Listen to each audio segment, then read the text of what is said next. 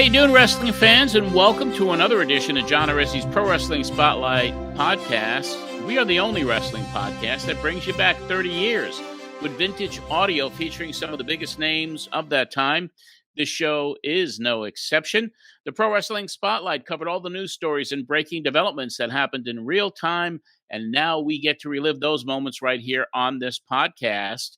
Today, we will review the show, which aired on 1240 WGBB AM in West Babylon, New York, on August the 28th, 1994. It's been 9 months since we left the airwaves, and that was back in November of 93 on WNYG. I'd had enough. I just decided that's it. And 9 months later, here I am back on the air at WGBB. So we're going to cover that today. And it is significant in a couple ways. It is going back to the name Pro Wrestling Spotlight for the first time since WEVD. And we also, for the first time, go back to a 2-hour format for the radio show. And that is our first since the end of 1991. So over the next several weeks, 2-hour episodes up until the time we leave the air for good in 1995. I want to plug Patreon. We have so much going on there right now. All these shows that we have discussed are up there. $5 a month gets you in the door. We have scheduled another Patreon Zoom get-together. That'll take place on Monday, October the 2nd. So by the time patrons hear this episode, it will be the following day. So Monday, October the 2nd, just go to patreon.com/John Arezzi, RSVP on that, and then we'll get you a Zoom link sent out. And then we can all have a nice chat on Zoom like we do on a semi-regular basis. $5 a month, get you in the door. Other levels for you to enjoy. And the higher up your level is, the more content you get. Patreon.com/John Arezzi. Let's bring our friend Marsh in from sunny Arizona. Heyo. How's everything out there? Is it still hot and sticky? Well, there's no humidity there, but it's that dry heat. Yeah, it's in the mid 90s. So yeah, it hasn't quite cooled off for the fall. It doesn't really start getting like sweater weather until like Halloween, like the end of October. Got it. Yeah, I mean, it seems to get warmer for longer periods, obviously, with global warming and everything else. If you believe in global warming, I do. But here in Tennessee, it's kind of like, all right, it's like we're in October by the time this airs. Yeah. No sweater weather. It's all 80s, mid 80s. And each year just gets it a little bit longer that you don't have to put on a coat or a jacket. So anyway, enough about the heat. Let's talk about the heat on this show. It's going to be it's an interesting one to be back on the air after a 9-month absence. Yes, last time we talked to you it was mid-November. Now it's late August. It's August 28th, 94. It's just about 9 months apart. I wanted to ask you before we get into the show itself, do you remember leading up to your return anything like that, or any kind of fallout that had happened? Because you were about to, last we left off, you were about to really put your head into IWAS and just promote. Is there any story in between then and here? It was just really a year of 1994 of waiting for tours to happen, which really never did.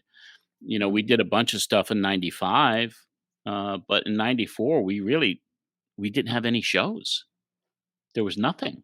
I mean, all the stuff that the agent at World Entertainment Associates in New Jersey was working on, nothing came to fruition.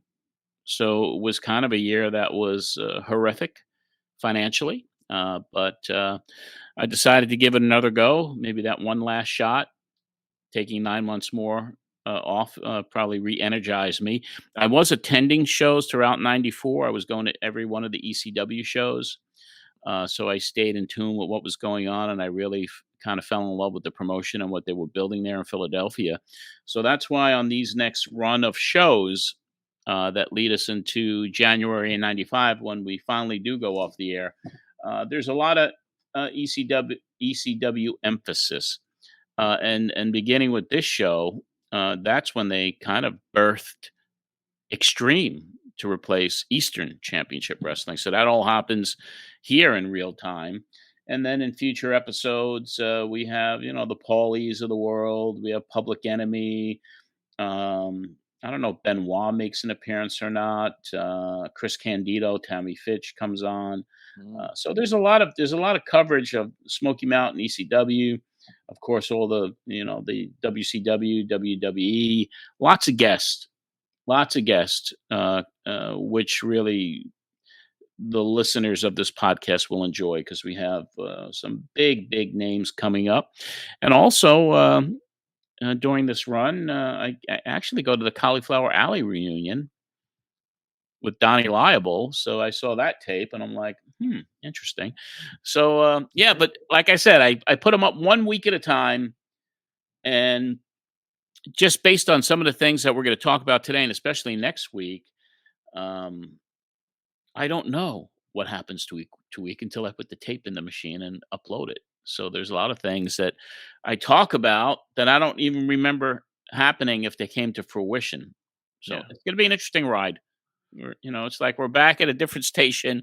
We're home at WGBB. I always loved that station. It was my favorite station to be on, and we're gonna have at least it's kind of more. It's more re-energized than those waning days at NYG. Yeah, you were very happy to be back on and you were peppy. Do you remember leading up to the return? Was there like an excitement building that you wanted to get back on the radio, or did it just kind of feel like something to do because the other stuff wasn't happening? Did you just feel like I got to get back on air, or It was all of the above. yeah, I was hoping that maybe it re-energizes things. Maybe we could start doing conventions again. All of that, and who knows where it was going to lead. But it was it was kind of in a way spinning my wheels yeah? because of how difficult it is to make a living in pro wrestling. Even to this day, it really is. But this also was not a sign that you were done with IWAS, right? You were still going to do that. Oh no, no, because we were in the middle of trying to get other shows out there. I still had a connection with AAA, and I guess around this time also, Ron Scola was doing a deal with WCW. I had sold my shares of stock, which actually allowed me to survive that year. Okay. So, I mean, that was the catalyst and the main reason for me selling the shares in the IWC, um, is to get some money to Yeah. live. So that was a big chunk, and that allowed me to do that. And then I think I mentioned on previous episodes, at WrestleMania 10, I was in an accident in a limo, and I had a settlement from the injuries I had in that limo accident when the wheels fell. The wheels fell off the freaking limo. Um, so that's how I survived in '94, basically. The wheels were falling off all around you at the time. Absolutely. The only other question I had before was there's a caller, we'll hear it later, who mentioned something about leaving you a message earlier in the week. Were you advertising leading up to this to let people know you were coming back? I'm sure that I pre-promoted it through the newsletters, let everybody know I was on my way back. I might have taken out a couple of small little advertisements in the Slammer column in the Daily News, which was widely read. It was the weekly Insider Wrestling column, as well as the local newspaper Newsday. I didn't do any, TV or radio or anything like that. It was just kind of word of mouth, and I don't remember or not if I sent out a flyer because there was no internet. Yeah. There was no email. I don't know if I sent out a flyer to my mailing list announcing that I was returning. So, and the station was promoting it. So we picked up an audience immediately Right from away. everywhere. I mean, as soon as we got back on the air, it was kind of like they're there and they're back.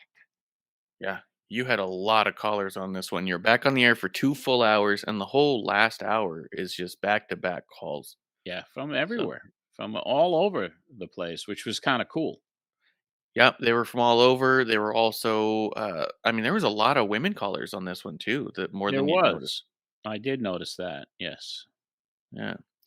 So yeah, all right, cool. Well, I was just wondering kind of where your head was at coming back into it because you were happy and excited, good to Oh be yeah. back, kind of a feeling. Yeah. It was like going Um, home in a way for me because that was really the place where my audience grew.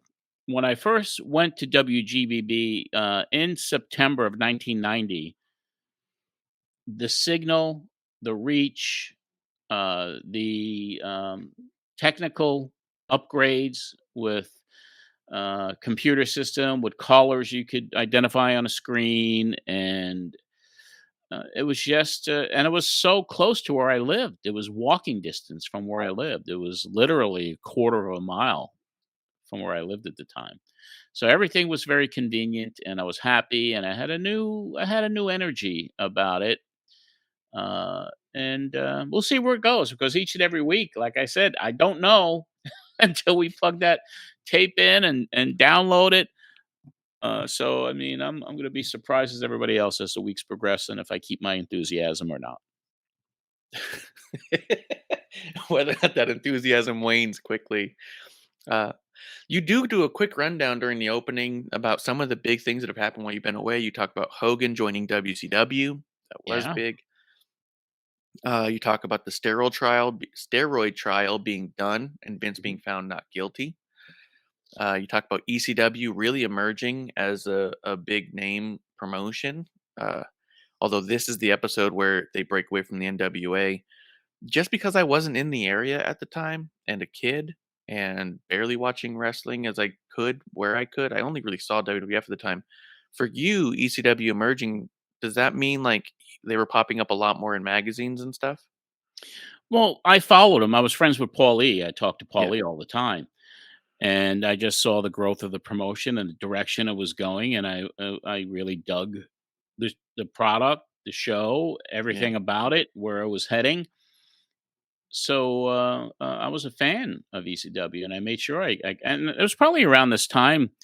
Obviously, there was no bus trips, but I was there. But I also had backstage access, and so it was kind of a catalyst for keeping my enthusiasm and love for the business was ECW. Did they have local TV?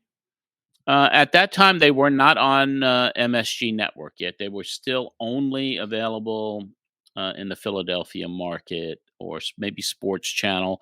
I don't even know if they did their deal with the Sunshine Network in Florida at this point. I mean, their expansion really, and I'd get tapes. That's how I'd watch the TV. Okay. That's Yeah. how I was being able to watch it at that time. But the product was being put together, and it really took a turn and became extreme this very week. Yeah. Now, as all this is happening with ECW, you had a bunch of backstage access during this time as well as later, right? Like, I mean, I know during the real extreme stuff, like you were around a lot, I but was always backstage. Yeah, I yeah, actually on the perch that they had, which was overlooking the ring side area. That's where Paulie stayed, and that's where the boys stayed and backstage people, whatever. That's where I used to watch it. But I used to hang out backstage and do interviews and just hang out and see that atmosphere of all these great performers. They were all nuts. It was that, it was kind of almost like the horrific what Donnie Liable was talking about last week. yeah, I mean, you could see the culture that it was a outlaw group of guys who were very talented with the mad scientist himself, Paul Heyman, running things in the back and just watching the way he ran his locker room and he'd call me up and even talk about some of the angles they were going to do, and and at this time also um, I was kind of in a position of he wanted to bring the Mexican performers in, and I was kind of a buffer on that as well. So lots going on here. yeah. Now, this like before it went extreme, it was already pretty extreme backstage, like that. Oh yeah, That yeah. okay, Well, the Public Enemy was really, Terry Funk, Public Enemy, Shane Douglas, 911, who he was pushing. I mean, Sandman was emerging. So all of those pieces were being put together during yeah, this whole time, and this was the week. that it all became extreme, as I said, and it kind of changed the direction of the promotion in a way that they were going to get even more hardcore with the Sabus of the world and Taz, and they had built an incredibly young talent roster with more coming in almost every week. People wanted to work at ECW because of what they were doing. That's cool. You mentioned AAA's invading the US and they're about to do a pay-per-view with WCW. And then you tell us all that you're going to be having your feature report from Philadelphia after the NWA tournament because you have an interview with Shane Douglas. But that brings us to Don Liable, who was really excited to be back. And said that right now is a really good time because of all this stuff that's happening right now, that it feels like a real good time to jump back in. So let's do it. Let's hear it for Donnie.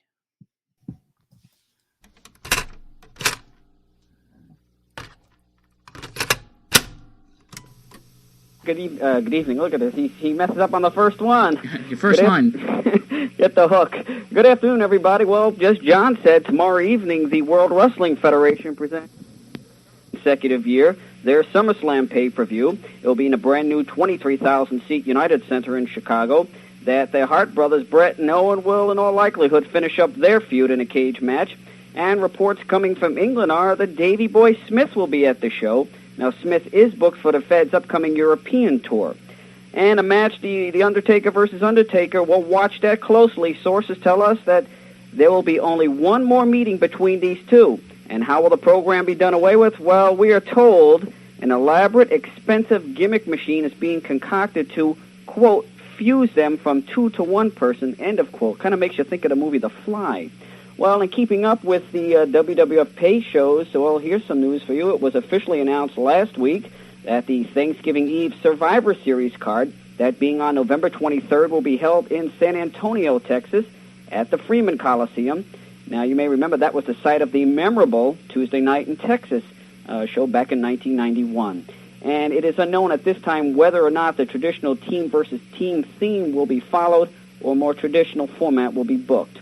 Well, as John said, things are really heating up for World Championship Wrestling as they presented their Clash of Champions this past Wednesday in Cedar Rapids, Iowa, drawing a 4.5 rating, the highest we understand of any previous Clash of Champions. Now, among the highlights registered, Ricky Steamboat captured the United States belt from Steve Austin. The Nasties came out on top of Pretty Wonderful, and the Black Scorpion suit was dug out of Ric Flair's attic.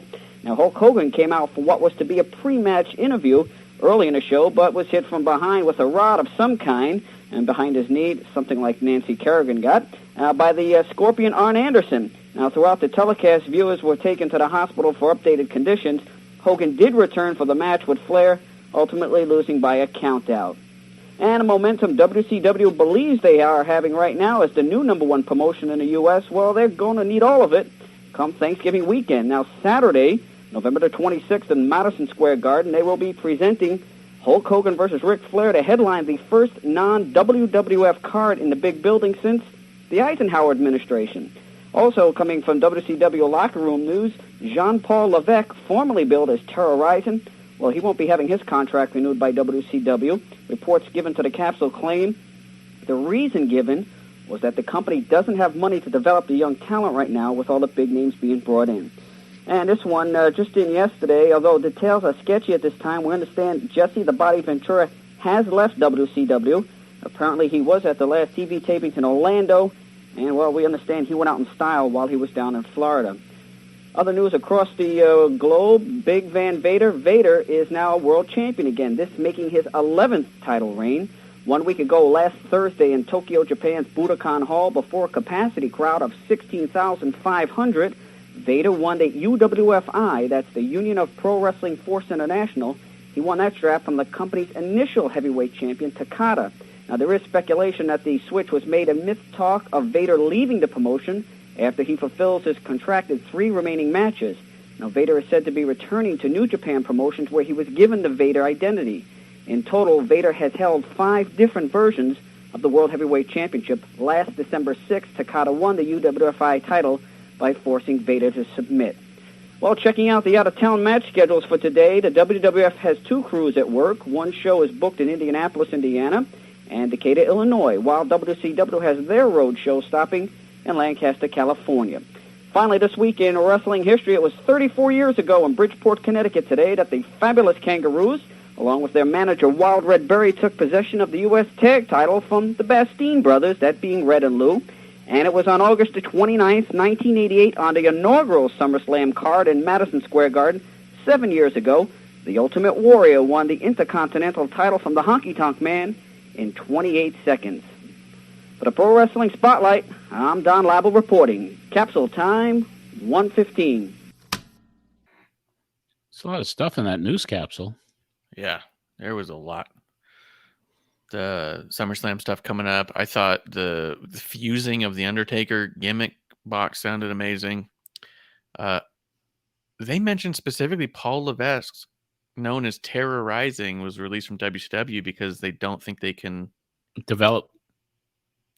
Yeah, I mean, that's major news because eventually, pretty quickly, I guess he signs on with WWF and the rest is history. But the other thing that caught my ear was the announcement of WCW going into the big building at Madison Square Garden with Flair versus Hogan, because they never had an outside promotion there, as Donnie said, since the Eisenhower administration. And that show did not take place. It didn't happen? Oh, no, I don't believe it did. No. Wow. Maybe it was a poor advance or whatever, or maybe Vince, was able to leverage that monopoly he had in that building for so many years and decades. So I know that that show, to the best of my knowledge, I think the first show that was ever in that building was the one where it was, I believe it was in 2018 when Ring of Honor teamed up with a Japan promotion and they did a huge house WrestleMania weekend there at the Garden. Yeah. Huh. Well, we'll find out because you were talking about it a couple times, the Madison Square Garden show that was coming up. So I'm sure that when it doesn't happen, you'll be talking about exactly how that fell apart. Yeah, because it's supposed to be, I guess, what they say, the first week in November there. Yeah. Yeah. So it's only a few weeks away. So yeah, when that falls apart, we'll hear about it. Yeah, just pretty crazy. I thought it was nuts too. I also think it's funny that, not to harp on it too much, but the Terror Rising being fired was something that was like notable to you guys. He was such a non-factor in WCW that why would Donnie bother reporting it? He's just another guy come and gone. But Donnie had a relationship because he was trained by Killer Kowalski.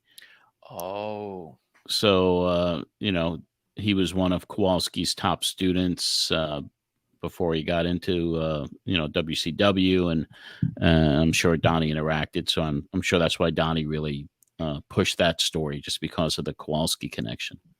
Yeah. Okay. That's cool. Donnie's a good guy. Oh, yeah. Let's see. And at this point, Hogan's champion. He's in WCW as the champion. Yeah. Which comes up later too, because some of the callers start getting in on that. You run all your ads. LNS is doing a promotion for being back. Welcome back. Yeah. Welcome back. So if you go in that day, it was only good for the day of the debut. It was like 30% off or something crazy. Let's see. You go over the card for the show in ECW. Like you break down the whole thing of results. This is the match and who won. And you really put over Scorpio. You loved him.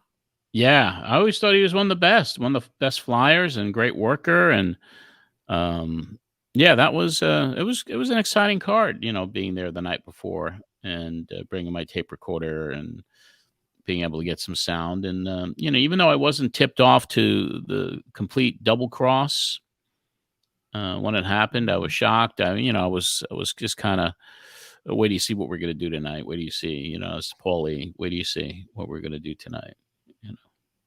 So did you, because clearly you had your recorders with you, because you recorded the in-ring promo from outside of the ring, and then you got it directly with Shane right behind the curtain afterwards. Did you always bring your recorder with you, or did Paul say this is going to be a big one? No, I always brought it when I went to a show and had backstage, just because I would cut promos. Hey, you're listening to Pro Wrestling Spotlight. This is da da da da. I used to bring it because of that, and to do interviews. Yeah. So you had a feeling you were coming back at some point, anyways. You never Well, I thought you were mean, gone this for was good. the day before I came back, so I was already scheduled to come back. Yes, but I mean that's what I'm saying. Like before this one, you were bringing your recorder before, right? For the last 9 months. No, No, no. no, So this is no, I wasn't. This was kind of like because I knew I was going back on the. I don't know when I cut the deal to come back on GBB, but once it was solidified and I was going to ECW, it was time to get that recorder back out and start taking it backstage with me in all the shows I attended, so I could do interviews and cut promos. gotcha. So this was, I mean, yeah, and that does make sense because you did know you were coming back. So you're gonna need a little ad break. You're listening to Pro Wrestling Spotlight. Yeah, I mean, it was like a whole new, all these guys that were backstage now, and so I just went wild. And as we will hear on future episodes, a lot of the ECW performers cut promos for me for in and out of commercial breaks. Guys like Public Enemy and Chris Benoit and Shane Douglas, and then Cactus Jack, who was not with them yet.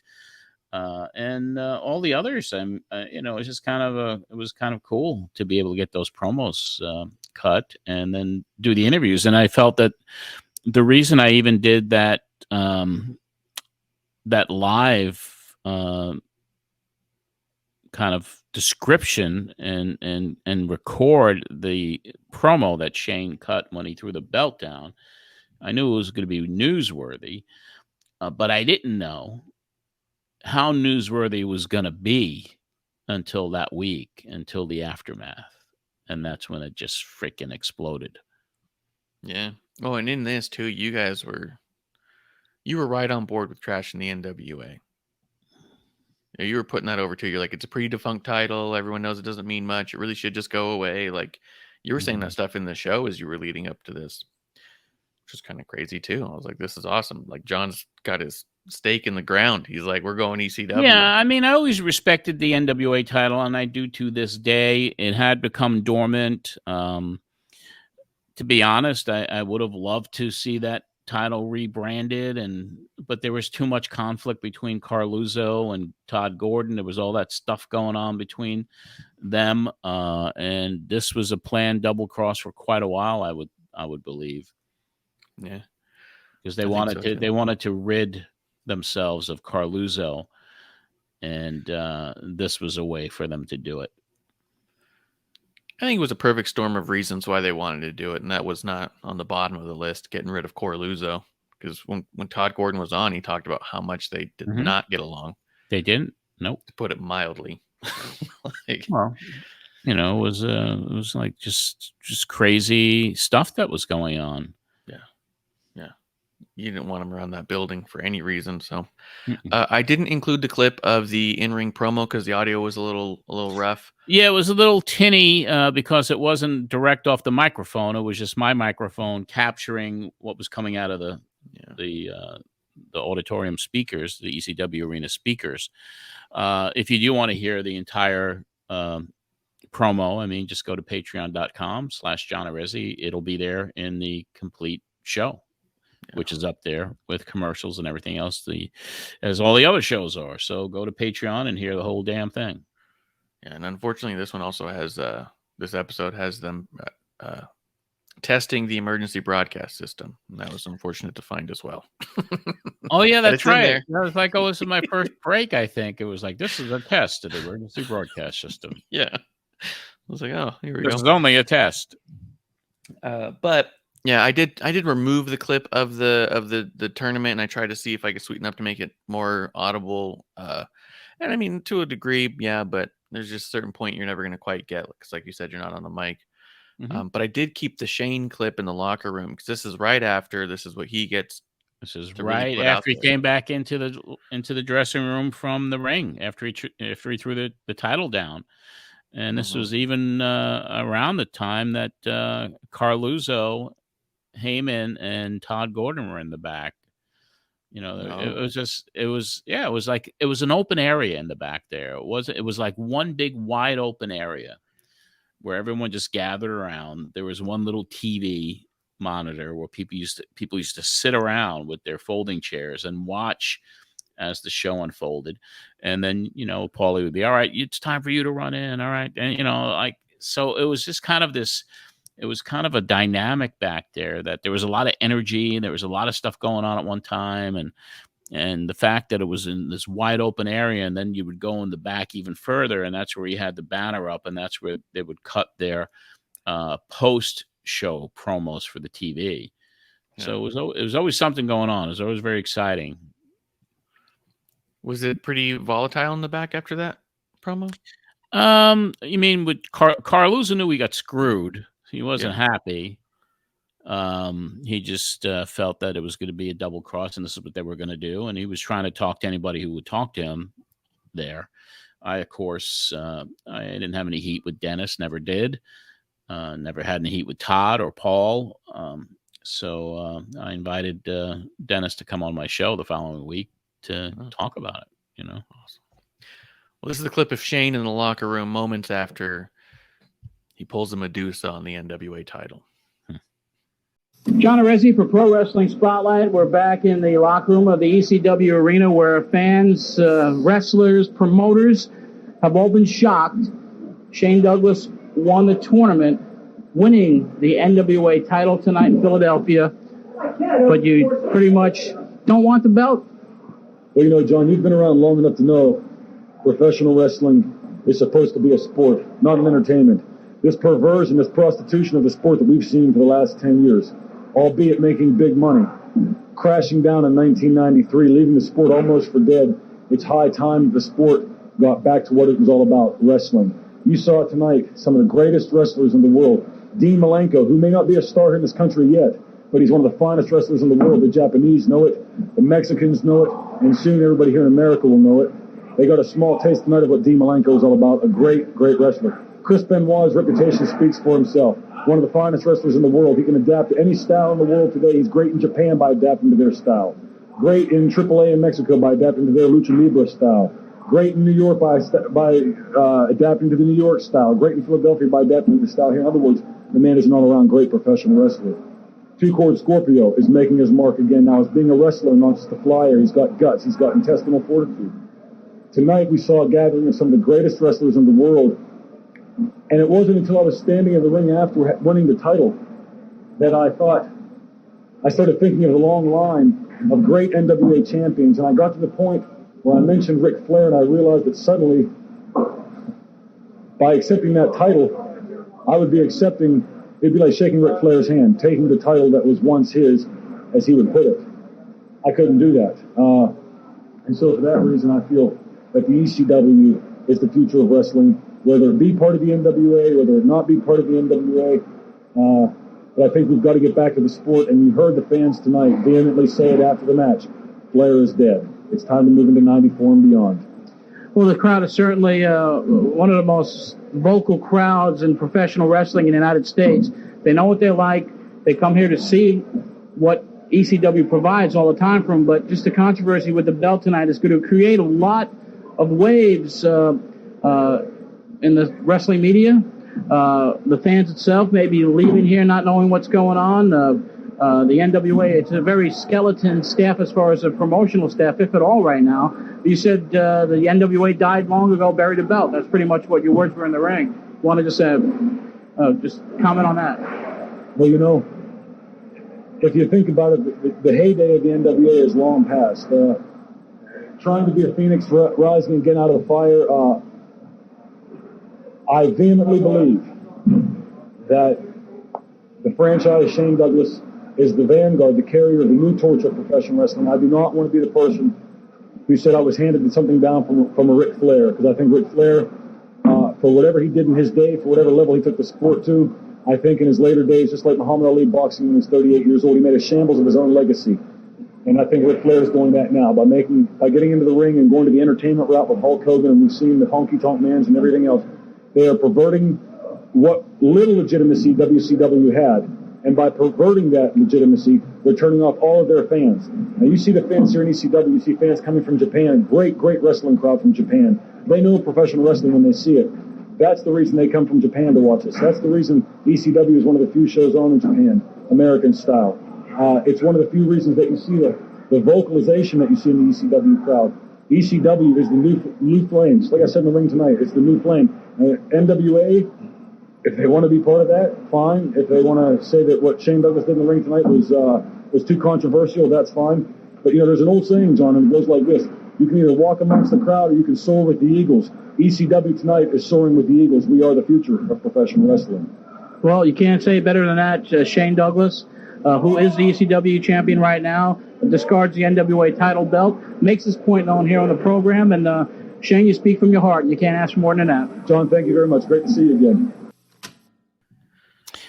Pretty good interview. I mean, it was really just fresh, and it just happened. And I do remember even when they announced that it was going extreme, they had a can of spray paint, and they crossed out the Eastern, and they put extreme on there. I think Public Enemy did that. So, yeah, it was an exciting time. It was really a transitional time, and they made the official announcement that they were now becoming Extreme Championship Wrestling, and we really dive into that on the next episode with Paul Heyman. Carluzzo's on first, then Paul Heyman, then Shane again. So that'll be on next week's show. Yeah.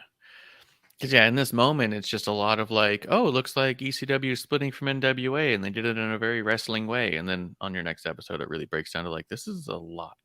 A lot. It was everywhere. Everyone was talking about it. It was probably the biggest story, one of the biggest stories of the year. What's crazy, too, is that NWA made a new title just for this. They did. It's so crazy. It was the 10 pounds of gold, man. Yeah, but they made a new one, a fresh one. They did. And Paul E gets into that next week on the show. That's cool. And then didn't Paul have his own new title for ECW? Yeah.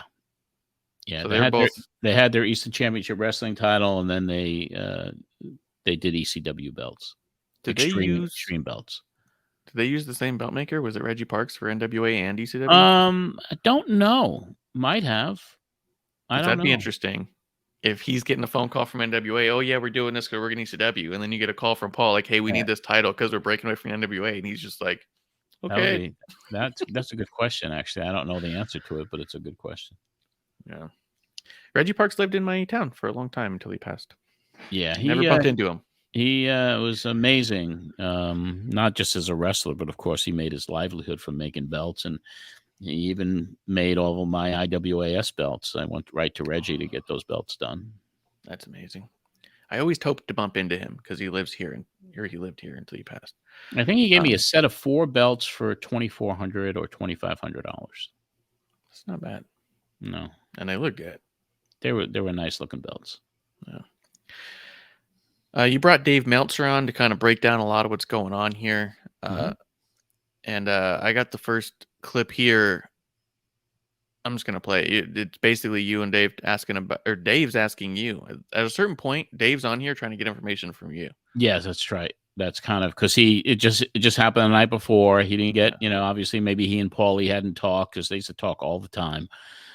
So he was just trying to get information for his new newsletter that he was putting together and getting as many of the details as he could from as many people as he could. And Dave was always a great supporter of the show and came on all the time. And, I had a deep respect for him. Do you know? I mean, that's kind of the feeling I got. I was like, oh, I think that he's getting information for his newsletter. Did he call you like the night before or that morning and you said, hey, just come on the show. Let's talk about it on air. Oh, yeah. That was always the case with Dave. We would talk several times a week. Yeah. Up until the point I left the airwaves. I mean, we would always talk about what was going on. I'd get a lot of information from my show directly from Dave, and then I would, commiserate with him on the things that I'd heard. And so we always would compare notes each and every week. That's cool. Well, this is Dave asking you about how the crowd reacted to everything going on. Right. Okay, and appropriate music, perhaps, for that NWA title, Elton John's Funeral for a Friend. We're about to be joined direct from Campbell, California, the editor and publisher of what is called, in my opinion, the New York Times of professional wrestling, wrestling's premier journalist, none other than Dave Meltzer. Dave, are you there? Yes, John. How are you, John? How are you? Good morning. Good morning. It's about 11:15 there. I'm sure you had a pretty late night. Late night last night, Dave? Me? No, not at all. Okay. Not at all. Okay, last night in Philadelphia, we'll get to this. We'll get to this first. ECW had their NWA heavyweight tournament, and the tradition of the NWA title, as both of us know and the listeners out there, go back to 1905. Last night, the belt was won by Shane Douglas in the tournament, and it was thrown in the middle of the ring, discarded like a piece of trash, and created quite a bit of controversy last night in that arena. Your observations on what happened last night, if any? How did the crowd react to all this? Because I obviously I was there. And you okay, were. I was there, and they all kind of figured it was some sort of a big wrestling angle. I feel with that title belt being thrown on the mat. They were chanting ECW at the end of Douglas's speech in the middle of the ring. They were chanting Flair is dead. Really? Yeah. Huh. In the middle of the entire crowd. Douglas just said that he could not be a part of any title that was handed down from Ric Flair. Now, Douglas has started a war of words with Flair on the ECW TV program. I guess for personal reasons, I don't know. A little bit. I think it's a little bit of both. I mean, Douglas, I'm sure, I know, sincerely has a problem with Ric Flair. I don't know if they're trying to start their own angle, or it's kind of a bizarre deal. I mean, I think it started out when he would say things like that about Flair. It was just kind of like to knock Flair because he didn't like him. But I know, like last week, it got so heavy, it was almost like, geez, you're promoting a match with yourself and Flair that isn't going to happen, instead of promoting what the product, what you've got coming up. But they always have their reasons. Yeah. It's a very interesting deal. I mean, this whole thing, you can see what their reasoning was from when you look back at what happened. You can definitely see what their plan was from the start. Yeah, it was certainly something they had been plotting for a long time, and then they got to execute it in Philadelphia. Did you ever get any more information about the heat between Shane and Flair, where that stemmed from? Not really. Not really. Yeah, I just thought that was interesting because I don't remember them really coexisting very often in the same promotions. You know what I mean? Maybe it had to do with Shane not getting a push while he was with WCW. It could have been a lot of different things. That's true. He was over there. Do you think he probably was there when Flair was on the committee, right? Yeah, and he was part of the Dynamic Dudes with Johnny Ace at the time. Yeah. I mean, there could have been a lot of stuff that went down. Flair may have not liked his style. Flair may have not thought he was a star worthy of a push. There was animosity there, and it was more on probably Shane's part than it was on Flair's part. For sure. And I can only guess that it was because of Flair, maybe burying him while he was in WCW. Yeah, I wonder how much too, because we talk about Dusty booking the way that he did, Flair booking the way that he did. You even talk coming up about Hogan's influence now that he's in WCW. It always felt like WCW was being ran by and booked by an older generation, and the younger generation was constantly feeling like they had to fight to be utilized because the older generation, if it ain't broke, don't fix it. I used to sell out this dome and that dome. Let me go out there and sell out this arena. You know what I mean? Yeah, it even continued on, into the Attitude Era and, the Monday Night Wars. And that's why even when Russo got hired and went over to WCW, he had all these young guys that he was pushing, and it was a shoot, it was a work, it was chaotic. But the younger guys always felt that they couldn't get the push. Yeah. Because the established stars were not allowing them to. Yeah. When you're on top, you're making more money, and why would you want to give up a spot to somebody younger? Yeah. Because in the wrestling business, you don't help each other. That's well known. Yeah. People do not help each other. And that's the feeling I got from this, just because of how he's talking about how Flair's killing his legacy and how he's too old for all this. This is 94. Like, he'll wrestle for another 30 years almost. Yeah, You know? that's true. That's So, right. but yeah, I don't know. Just kind of interesting to hear all that. This next clip, though. Interesting part of history, man. Yeah. I mean, this was kind of cool. A lot was happening, and I loved just how involved and of the forefront of ECW you were because of your closeness with Paul, that it does feel like at a certain point it's a real scratching each other's back. Like, you want ECW to succeed for Paul and you want it to be big, and he's always helped your show. When he didn't have a job, he was on your show. I didn't do a ton for him. You know what I mean? Yeah. He went on your show to talk about winning a lawsuit. I didn't make him look good to the people he beat. You know what I mean? Yeah. No, I mean, it was always, he was always great. We helped each other in many different ways. And there were some times where I got really pissed at him, like when he'd come on EVD and he'd hang up on everybody and scare off some sponsors. And so, yeah, it wasn't love-hate. It was more love than anything. But sometimes I get annoyed at him. But he was always there for me. And he always opened the door, and he always welcomed me into the back and gave me full access. And that was the same relationship that I developed with Todd Gordon as well. So you were pretty close with Todd back then? It was all business and professional. It wasn't social at all, but it was mutual respect.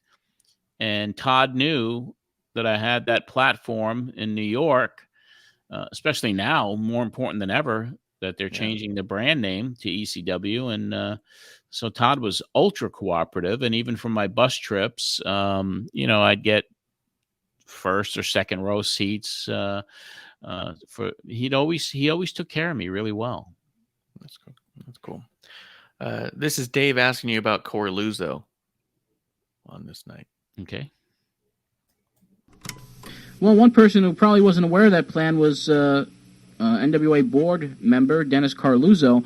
How did he take all this? Well, he was pretty shocked, to say the least, when Douglas threw the belt down in the middle of the ring. Carluzzo was standing outside the ring. They introduced Carluzzo before the finals, before that final match between Scorpio and Douglas. He presented the belt, displayed it for the crowd. Carluzzo was not booed as much as many people would think going into Philadelphia, because of maybe the association with the once prestigious NWA title. At the end of the match, when Shane was holding the belt and then he went into his speech, you could see Carluzzo's face turning different shades of red, standing outside the ring. Immediately following the match, he went into the locker room where a meeting was there. There was he was saying, "Well, what's going on? Why is this happening?" And he was there huddled with Shane Douglas and Todd Gordon and Paul Lee, and it was a strange scenario, and what happens next just remains to be seen. I know Carluzzo, I guess, was under the impression, at least when I left the building last night, that maybe it was part of a much bigger scenario and angle for these titles, but I don't know. I don't think so. Yeah, I don't think so myself. I think that they're going there. I think that ECW is going its own way, and I don't think that they want to be. I think that was a sign, a very public sign, that they do not want to cooperate with other companies, and they don't want to align themselves with other wrestling companies. They want to go their own way. Yeah. And I think that they almost have to go their own way now, because it'd be pretty hard for anybody else to trust them. Yeah. Well, Dennis, the one thing he did say to me after the match, he goes, "John, you think they killed this belt?" I said, "I don't know. I don't know." I think they did some real good damage to it. Yeah. I think they really did. Now, the thing is the belt was, in many ways, the belt was dead to begin with, though.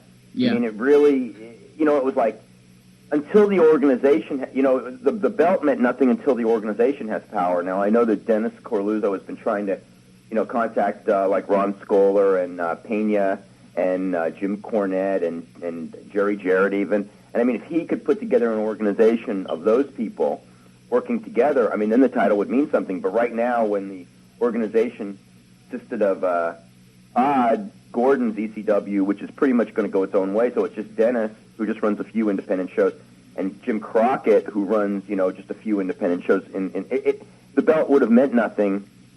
The belt means as much as the power of the promoters behind it, and right now, that wasn't that powerful. It could be, if it was, and all these guys got together and they had a good television outlet nationally. I mean, the belt, what happened tonight would probably not mean all that much.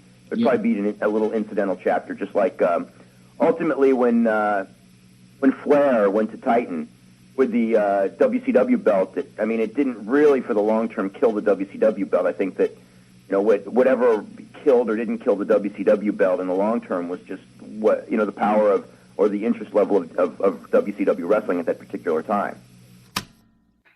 Fascinating. Yeah, and I think that, we're hearing a very level-headed Meltzer who's really thinking about all the belts and shifts he's seen over time, and I thought that was a really cool insight that he had on that. Yeah, he had insight. That's why I used to love bringing him on to talk about breaking news and things that were happening, because he was so analytical and he always tried to get both sides of the story. And this obviously, I think he probably, with some of the comments that he made there, was tipped off. Maybe was tipped off himself about what was going to happen. Who knows? But it was always great to have Dave on, just to kind of hear somebody do a deep dive and analyze what he thought were the reasons that some of the stuff was happening. Yeah, it was neat. I thought it was neat too. The Corlews walked up to you and asked, "Did they kill this belt?" That sounds like he's almost kind of like ash and white, and he was just kind of not only angry but embarrassed, and confused, and he was not in a good state of mind for sure. You asked Dave if he thinks that Jim Crockett knew about it. He doesn't know if he knew or not. You didn't know either. But Meltzer does mention that they did have a falling out, Crockett and Paul. Crockett was going to use Paul as his main booker, but they had different ideas where to take the business, and obviously that's what we're seeing right here. But I thought that was interesting. Yeah, it just really was evident when Paulie took over the book for ECW that thing was going south pretty quick. Yeah. This clip right here is you guys talking a little bit more about the show itself, about how they brought in Matt Bourne and kind of the fan base there and how that kind of works and how it was responded. And this is like one of the, I guess, early signs, just because before you weren't on the radio, of what we're going to see become of ECW. Like, this felt like classic ECW, and it's the first show where it's actually extreme. Yeah. Wrestling just changing so fast, every year. And to go back 10 years is a lifetime. Yes, indeed. And, of course, even the topic of today's program, after this ECW story, is the changing face of pro wrestling. Pro wrestling continues to change. Just one last comment or observation on last night's card. Of course, they also seem to distinguish themselves compared to WWF when they brought in Matt Bourne, the original Doink the Clown. And it was a squash match, which took less than a minute for him to get chokeslammed 4 times by 911. The fans in the front row holding up signs that this is ECW, no clowns allowed, and 911 does not. I guess that they knew who the wild card guy was, didn't they? Well, they were certainly they were writing the signs as the match was progressing. As it was going on. Okay. Yeah. So the guy in the front row with the signs was holding him up like every 5 minutes, a different sign. I know the guy. I don't know him personally, but I know. He's very creative. The signs. He was very distinctive that one time that you and I went to that show in July. Oh yeah, very creative and has something to say about every little thing that they do. But it was entertaining. And then later on, Shane Douglas coming out in the clown getup, attacking 911 over the head with some stiff chair shots. Matt Bourne running out as well without his clown suit on, but with the clown makeup on, and also getting into the fray. But for me personally, looking at that card now, putting aside the fact of what happened at the end and what they did to the NWA title, I think the card booked by Paulie Dangerously was brilliantly booked from top to bottom. The tag team match with Terry Funk not showing up there last night, putting Mikey Whipwreck as Cactus Jack's teammate against Public Enemy, and Cactus and Mikey winning the tag titles. The fans left that building happy, as they usually do, leaving ECW. It was a very exciting night, but the repercussions of what happened last night in that finals match, I guess we'll be reading about in the Observer and the other wrestling publications, and I'm sure we'll be following up on that story here at the program next week. It's a real interesting mix of fans that they've got there, though. It's very different from anywhere else in this. It's a very, very knowledgeable, very hardcore fans. I mean, it's like them. I don't know, someone like Ric Flair. Although I guess they were saying Flair is dead, but Ric Flair wouldn't be the ultimate heel, and Owen Hart wouldn't be. I mean, the ultimate heel would probably be Doink the Clown. Yeah, and that's exactly what it was last night. And so in that way, they really, they're people who want a certain type of wrestling, and it's I think that those fans for the most part hate WWF and hate WCW, but are very aware of it. That's why a lot of people are down on them for in their interviews, knocking the other organizations, saying, well, why? It's the rule of thumb in wrestling that you don't even talk about other organizations, because why give them credibility and exposure and all that? But that audience that watches ECW, they watch all those shows, and it's ridiculous to think they're not aware of what's going on. It's just selling them short. And those fans, they're aware of what goes on, and I'm sure they enjoy some of what goes on in WWF and WCW. But overall, I know from the show that I went to and things like that those fans do not like WWF and WCW, and so to knock them, I think is probably not as bad business as it perhaps would be if WWF and WCW were knocking each other as they do. It was an extreme hardcore fan base, and hearing also about Cactus. So Cactus was already in there because he and I, it was probably mostly in '94 then, would drive back and forth together to ECW shows, in between my radio stints, because he lived in West Babylon as well at the time. Oh, all right. So we drive together. Yeah. So I had gotten him. He was looking for an apartment. So a family friend had an apartment, and he shows up. I got him in there, and he showed up in a suit and tie when he met the owners of the property. So anyway, we were hanging back and forth, but I mean, that whole thing, even with Matt Bourne, I always loved the character, the original Doink the Clown, when he turned evil, and Paulie just was brilliant in what he did with Matt. Yeah. Hardcore Matt Bourne is what he called him after that particular show. Yeah. Matt Bourne was incredible. And I think everything he did with Doink was awesome. And everything he did in ECW, it was all just a testament to like how good he was and how deep rooted he believed in these characters. You know what I mean? Like, yeah, it was going to work because he was going to put some crazy in it.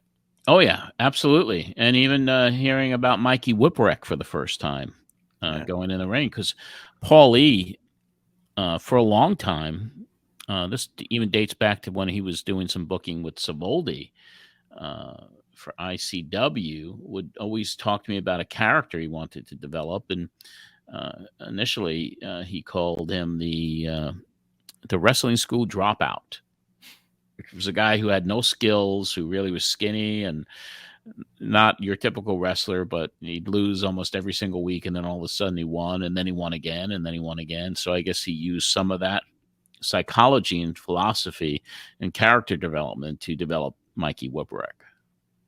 That's cool. Trained by Sonny Blaze. Hell yeah. Broadway.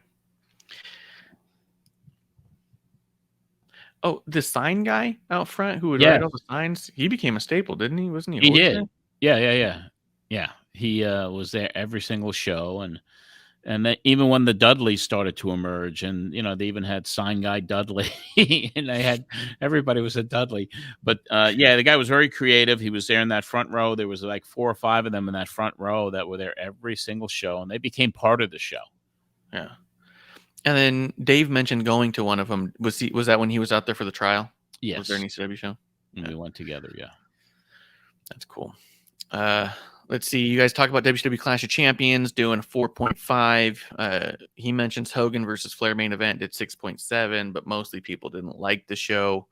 That Dusty's return was timely because people probably forgot that they hated him. I was like, sheesh. But you think about those numbers too; those were big ratings. Yeah. I mean, a 6 share in today's environment, no one gets that. No, it's insane. And even then, you guys are talking about how it was big time. That was the biggest they'd gotten in a long time. Yeah. I mean, this is them on their road up. So, yeah. But it might have been, I don't know if, you have to listen to the whole broadcast, but it might have been the largest share that wrestling ever got on cable. Yeah, it was for the main event. It was. Mm-hmm.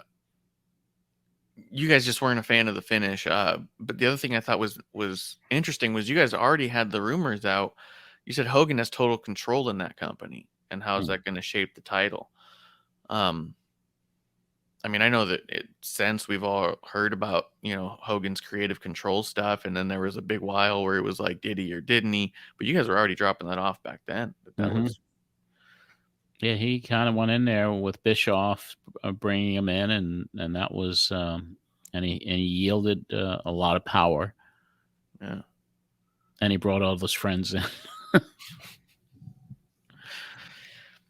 It's just interesting. It's interesting to see all these promotions historically trying to bring in talent to have the control, but also be your top guy. Like, that seems to create a lot of issues, no matter how good or smart that guy is or how level-headed. At a certain point, like you said, that's my spot. Yeah, because people are going to look out for number one themselves, especially in you have the power creatively. Yeah, that's why there's been so many times where the business just kind of imploded because of ego and who's booking, and that's why it's always been chaotic, no matter where you go, and you could even bring it into AEW today, because that's the same stuff going on that happened 30 years ago in different ways. It just doesn't happen in the WWE though. Yeah, I was going to say, do you think it's one of the reasons why WWE had such longevity is because they never put someone who was like top of the card also in that position? It's always been Vince. Yeah. He's the judge, the jury, the executioner. He's the guy, and it's his company. He's doing what he wants. So it'll be interesting to see what happens now with the Endeavor merger. And but they always ran a tight ship. Yeah. They didn't let ego go, and on the times that they did, when people did pull their trump card, like whether Warrior was holding them up for a big payday to do a job or show up and then get fired right after it was over. I mean, Jeff Jarrett did the same thing. Yeah. So, I mean, you just get fired. So, McMahon... No one's going to screw with Vince. That never happened. But the other promotions, you were being leveraged, and Paulie had a different way of doing things, and everyone kind of looked at him like, I'm going to listen to what Paulie says because he's a genius and he's building this really incredible company. And so he had the support. I don't think there was a lot of that type of stuff going on in the ECW locker room because Paul was kind of a cult leader. Yeah. Yeah. I mean, you can also make the argument Triple H, right? That he had a lot more sway and Shawn had a lot of sway. But at the same time, like, Vince was going to do what Vince wanted, whether or not those guys said it or not. You know? And I think that they both had an immense amount of respect towards Vince. Exactly. But look what happened when they did that little curtain call deal. Yeah. Look what happened to Triple H. He got buried for a year. Yeah. As payback when the others left and they were all embracing inside the garden ring. So you may show your leverage, but Vince is always going to find a way to pay you back. Yeah. It's going to remind you.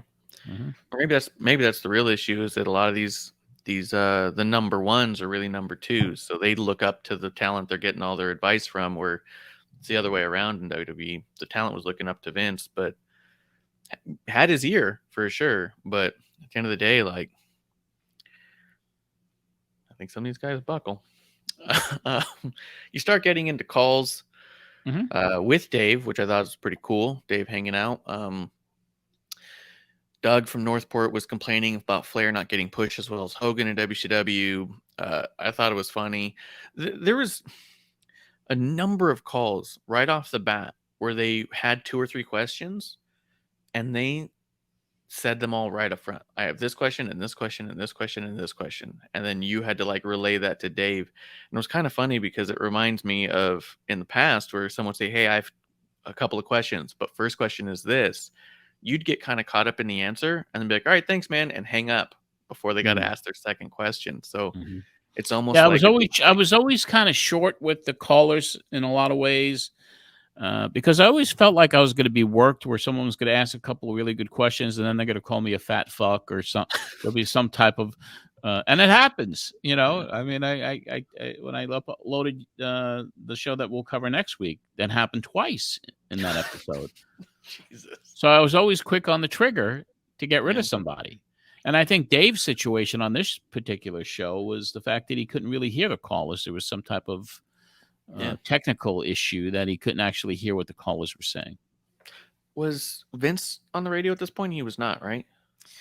I don't believe he was. He might have been working for the magazine or just getting started in the magazine, but Russo was not on the air, no. Yeah. Because he broadcast from GBB. I would have known about that. It's the same radio station. Yeah. Yeah, because I always, whenever someone's calling in to just be mean, I always lean towards the Russo guy. You know? But Eric asked, does Jim Crockett know what the hell he's doing? Was turning Conan heel crazy? And did Jim Cornette go too far with the gangsta? And I just thought that was a funny series of all over the place questions that you and Dave. But they're all kind of relevant because they were being talked about. Yeah, absolutely. And I did think that was cool, Conan turning heel in AAA, because just the year before, like #1 babyface in the country. Yeah. You know? Yeah, don't know. I mean, because I had not been involved then. I was gone. Yeah, absolutely. Doug ended up calling back because he had another question about if Lawler's going to be doing just interviews or if he's going to wrestle. And you guys just talk about how he's wrestling a lot in Memphis still, so he can. They're just not doing it. So who knows? But you would assume he would. But this brings us to Felice from Flushing.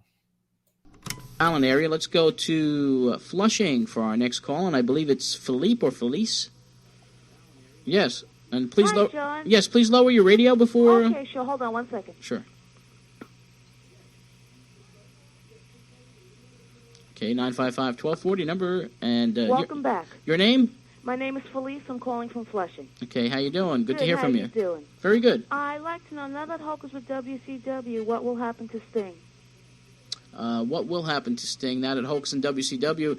My observation is, and we'll get Dave's opinion in just a second here, is that I think Sting still has a ways to go with his contract, at least to the end of this year. He's getting paid an awful lot of money, and I think that maybe down in the future there could be another WCW title reign for him. Dave, what do you think? I'm having a hard time hearing the caller's questions.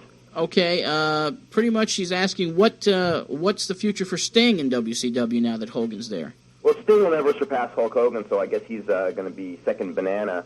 As far as if she asked about going to WWF, I think WCW is going to do everything it can to keep him. WCW right now, I mean, with the big buy rate that they got in July and the big TV rating that they got this week, I think that the head honchos at TBS are not going to be so tight with the purse strings when it comes to the top people. I think that with the middle people and the low people, I think they're going to lowball them. But I think that the top guys, your Hogan, your Sting, Ric Flair, maybe Vader, I think those guys, they're going to be willing to pay whatever it needs to be to keep them.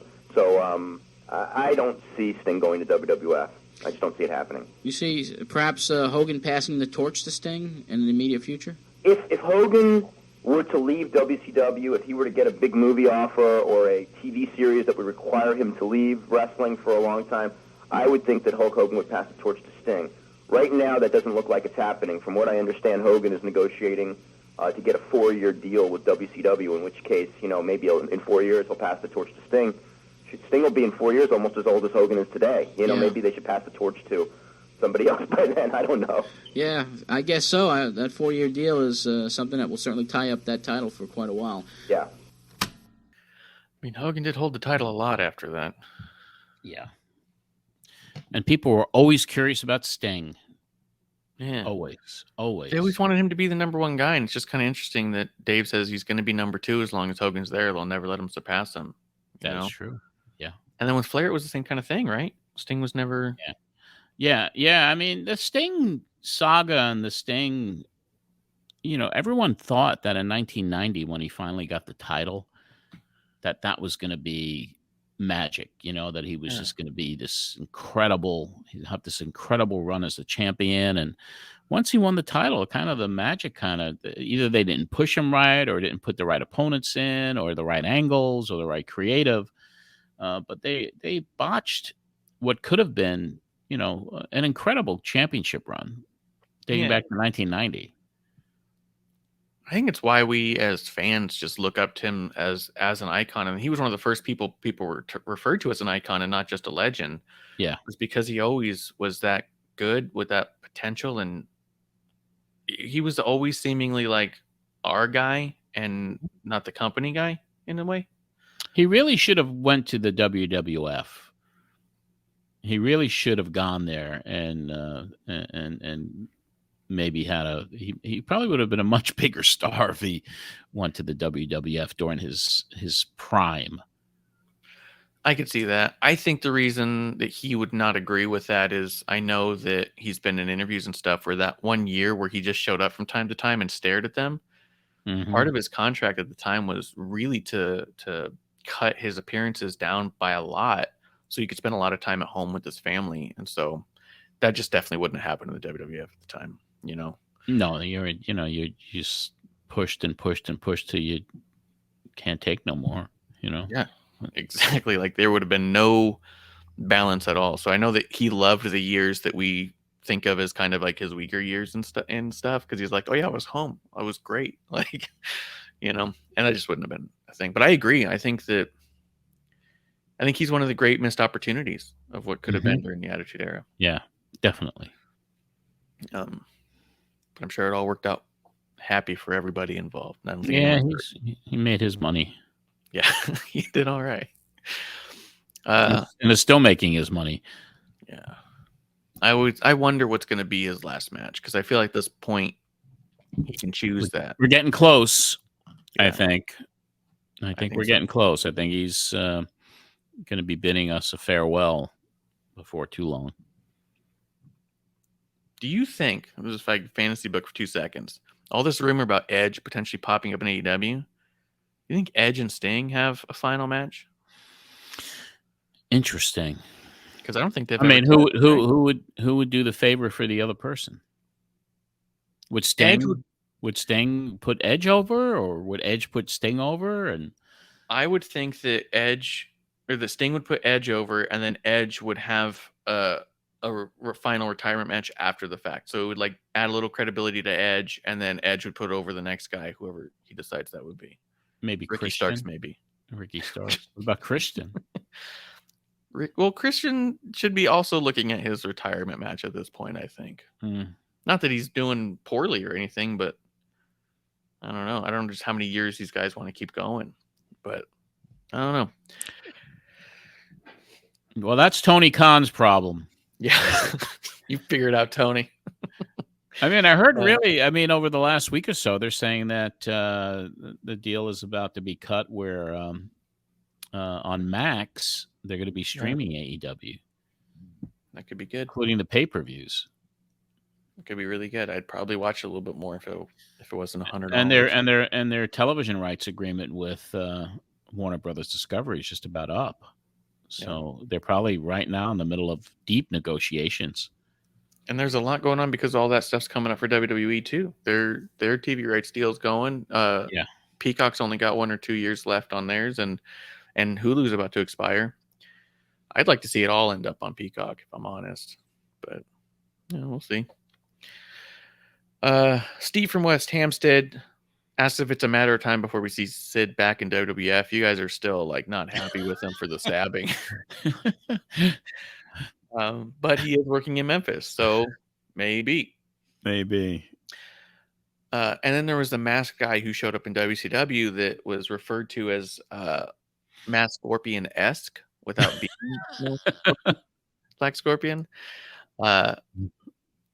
And they're saying it's Mr. Perfect, but the guy was like, but I swear that looked like Arn Anderson. And that's when Meltzer chimed in with saying, like, it's when they finally reveal who the guy is under the mask, it's going to be Mr. Perfect, but contractually it can't be him right now because of the releases and stuff. So for right now, Arn is the body. So why would they even do the angle until they had Mr. Perfect under contract? Yeah. Plus, I mean, if you go back and look at it, they don't have the same body by a lot. No, that's what I'm saying. It's like, why even do it? Yeah. So they were on a lot of drugs back then or something. I mean, back in the creative there, the way they used to book and come up with angles and then drop them. And it's crazy. I got a kick out of it. Like, who could body double for Mr. Perfect? Arn Anderson. Yeah, sure. Why don't you bring in Abdullah the Butcher and do the same thing with him? Yeah. Lonnie from Brooklyn brings up something that comes up a couple of times, that you guys are seeing a decline in the tag teams in WWF. That head shrinkers are the champs, but there's not a whole lot of tags there. And you think that maybe IRS and Bam Bam could potentially win the titles, because he asked for your SummerSlam predictions. This is where Meltzer says that he thinks Bull Nakano is going to win the title. And the only reason that was super noticeable to me was knowing how close you were to Medusa. This was the first chance you had to really mention her, and you didn't. You guys just talk about Bull and move on. Like, we got Blaze in there as the champion. So I thought it was interesting. Yeah, I can't even give you any rhyme or reason why her name wasn't brought up. It had to be just so a lot going on that week. Going on. Yeah. Brian's asking if Warrior's going to return to WCW. Is that Brian from Long Beach or Brian? No, this is Brian from Belmore. I think it's the same dude, isn't it? No, it wasn't Brian, because I think doesn't Brian from Long Beach call in on the show? Yes, yeah, and we have that coming up in just. Good, because his voice got a little deeper. Yeah. It was dramatic. It was after pretty 8 months. Yeah. Hello again, friends. Yeah. But it was an interesting conversation you had about Warrior. He says, is he going to return to wrestling? I was hearing WCW. But you guys are talking about how Warrior's just notoriously difficult to work with. Hogan wants him in WCW, but he's priced so high that he doesn't know if anyone can actually get him. And then the guy also asked how he gets into wrestling, and you just list a bunch of places to call. Yeah, there was a guy that was like, how do I break in? Yeah. Why would you want to break in? Yeah, they're like, run. And he was a kid too. Kelly from Brooklyn made me laugh. Another young girl. She was 20. She said she'd been watching since she was 10. But she just rambled a lot and never really got to a question. Just made a lot of observations to herself, and that she feels like WWF is cartoony. It needs more women. It needs more tag teams. And at some point, you kind of not exactly cut her off, but you go, oh, to answer your question, which was never really asked. You just talk about how the women is a big problem in all the major promotions that none of them are utilizing like they should. And you'd really like to see more stuff to come together on that side, which you've always been a big proponent of women's wrestling, which I actually thought was really cool. And when I think back 30 years ago, I mean, yeah, you may have made a little off-color comment about how good somebody looked from here and there, but you wanted women's wrestling. You were not a proponent of when they overly sexualized these women. No. I thought that was really cool because I think that made you stand out in a lot of ways, historically. Yeah, because I had watched it since I was a kid, and even in the 70s when they made their debut at the Garden with Moolah against Vicky Williams. And I just felt that they were tough and they deserved a shot just as much as the men, as equal as the men. Yeah. And there were so many fabulous workers that never really got the opportunity to really shine. That's true too. As I dig in a little bit more with Medusa on hers, we've been pulling up to different women that I barely know anything about. When I look at them and watch some of these matches, I'm like, what the hell? Like, it was all right there. Yep. Meltzer mentions that AAA's pay-per-view is going to be a great show because AAA is the best wrestling in all of the United States. And I just like Meltzer being Meltzer. Like, Yeah. he likes what he likes. He does. Not to say Triple H is bad by any means. I love it. But then this is where you talk to Dave about the trial, because you guys were able to hang out during that. Yeah. Dave, had the opportunity and the pleasure of seeing you in July when you were up here covering the trial of Vince McMahon, and that is over and done with for now. It was an acquittal, and your observations in the courtroom, as far as all of us, there wasn't the evidence was not presented, wasn't strong enough to convict Mr. McMahon, and he is now finally concentrating, given the opportunity to concentrate on bringing his business back to where it was, or hopefully somewhere near where it was. But that whole trial was an interesting. It was something that I never experienced watching. It was like a soap opera unfolding right before your eyes. Your impressions of the trial? It was really it was bizarre. I felt that it was like so much. It's a real interesting look at the criminal justice system, and I think that the result of the trial was a very fair result. But what went on, I mean, I felt pretty uneasy with the criminal justice system in that, I mean, they went forth with like some aspects of the case, like the distribution. You know, when there was nothing tying it even into the district, it was just seemed so sloppy in that way. And then in other ways, on both, I mean, I felt bad on both sides as far as like I felt the government in many ways was just came in somewhat unprepared in a lot of ways and weak. Yet in other ways, Sean O'Shea was just phenomenal. And on the Titan side, their attorneys, they were presenting, Jerry McDivitt was so well prepared, yet he was presenting arguments that, frankly, were insulting my intelligence. I was just sitting here and, him trying to say that, well, nobody, or people didn't know that these drugs had dangerous side effects or how, just a lot of his arguments just held no water, well, because this governmental agency didn't regulate it so well, therefore, even though it was against the law, it shouldn't be prosecuted or something. And it was just, I was listening to these arguments, and I was just going, I mean, at least do rational arguments. I mean, but like I said, I believe the end result was a very fair end result. Based upon the testimony that was presented. Based upon the testimony in the trial, yeah. And the evidence that was presented in the trial, yeah. It's onward and upward for the WWF with this certainly behind him.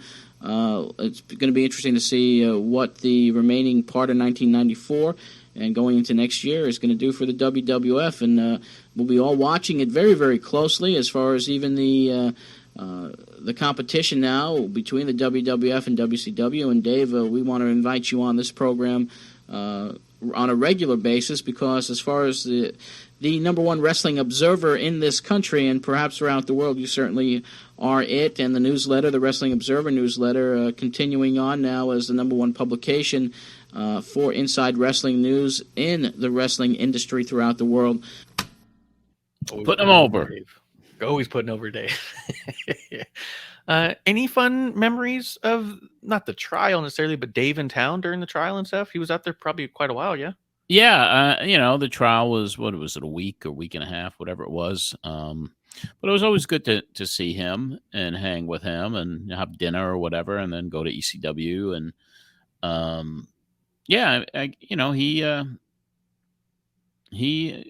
I always respected Dave. And today I just I don't understand, I haven't talked to him in a while. I haven't really talked to him since my book came out. But just to see how much disdain everybody has for him now, where back then it was the total opposite. He was put on a pedestal, except for by, those deep in the industry who just were, had disdain for him because he was talking about the inside of the business, which was, kayfabe. Yeah. At the time. But I mean, I don't have an opinion either way because I don't communicate with Dave. Mm-hmm. I've invited him on the show. I've never been able to book him here. So I don't know. I mean, I just always had the respect for him back then. When I first started reading The Observer, I was just like everybody else was blown away because I couldn't believe that things were being written about what was going on in the inside of the business. It was such a new thing. And it really helped elevate my knowledge on the inner workings of the business, even though I had my own connections. But he was so instrumental to me in the early days of starting the radio show up. It was a mutual respect. He saw what I was doing. He covered what I was doing. He really elevated my profile dramatically in 1989 when I started talking and having Steamboat on and transcribing my interviews. And it was because I was kind of groundbreaking on the radio side where he was groundbreaking on the print side, on the newsletter side. So there always was a mutual respect. And I wish I can get him on. Is this his last appearance on your show? Oh, no. I'm looking at the tapes coming up, and he's on quite a few times, actually. Yeah, quite a few times. Maybe we can convince him to come on for the last one and just give a yeah, little. Maybe that would be kind of cool because he comes on the next time. I mean, he's on in a couple weeks with Dave from the Power Twins. It's going to be an interesting one. And then he comes on again with Bruno Sammartino in an October episode, and then on again with actually Chris Candido, Tammy Fitch. Yeah, he made quite a few appearances from now on. But it would be nice for him to come on, and I will reach out to him to say, hey, listen, would you like to come on and review one of the shows and talk about your history with the show? And not getting into anything today. No, it's the polarizing topics of AEW and Kenny Omega and everything else. I'm going to grill him on his star ratings. I'm going to grill him hard. Yeah. It's just the wrestling business, man. But when he was in town for that week, did you guys go to China Club with Paul or anything, or do you think it was all low key? I don't remember everything specifically, but I know Wade Keller was in town too. Because I think we might have all had dinner one night, and nothing particularly stand out. Well, and he has people he knew in the city and all that, and friends with Paul. So I didn't go out every night with the guy while he was in town for sure. Right. Well, just you never know if you have a crazy adventure, some sort of thing. I mean, you just talked about how your limo my memory is shot. I mean, this is 30 years ago. That's the thing. There's so many things, and even when I upload these shows now, and I'm like, I'm talking about a wrestling convention, and I know that never happened. Yeah, because I announce a Weekend of Champions next week, and I'm like, unless I'm living in a different parallel universe, I don't remember a Weekend of Champions in 1994. I was promoting one on Long Island, a one-day event with a IWIS card. Like soon? Like, hey, yeah, like November, like in November. All right. I wonder how. I don't even know how it turned out, to be honest with you, because I only uploaded the next episode, which is from September 4th, 94 with Paul E. and Carluzzo and Shane Douglas. And I'm talking about that convention. And that's the only show I have uploaded in this new batch. So I don't even know what the hell is going to go on in a couple of weeks or 3 weeks. But I know there wasn't a convention. Yeah. And then the last show you have, you didn't know it was going to be your last show on the episode, right? You know what, Marsh? When we get to it, we'll find out. We'll find out, because all I know is it's not even in a cassette case. It's just like January, blah, blah, blah, 95. And that was it. So I don't even know. I haven't heard it yet. So I don't even know if I say a goodbye or if it just stops. Oh, that's true too. Some of those tapes didn't have both sides. That is true. All I know is I took a job with the World Entertainment Associates in New Jersey that was kind of full time, and I'd commute to New Jersey every day, beginning in 95. Did you take the public? Did you take the LIRR to the Jersey? No, it was Jersey. I was never a fan of public transportation. And here's the other part of back then. I didn't even have a freaking car. So I'd rent cars like a month at a time, which was much more affordable back then. But that's kind of the way I did that. Yeah. I was living on the edge, my friend. Yeah. When I lived in Brooklyn, I worked out in what part of it? It was not far from Babylon, but I worked out in Long Island, and it was a 2.5 hour series of trains. Yeah, get I from mean, that Brooklyn to commute there. would kill you. And when I got in radio and I got a job in New York City at New Country Y107 in July of 98,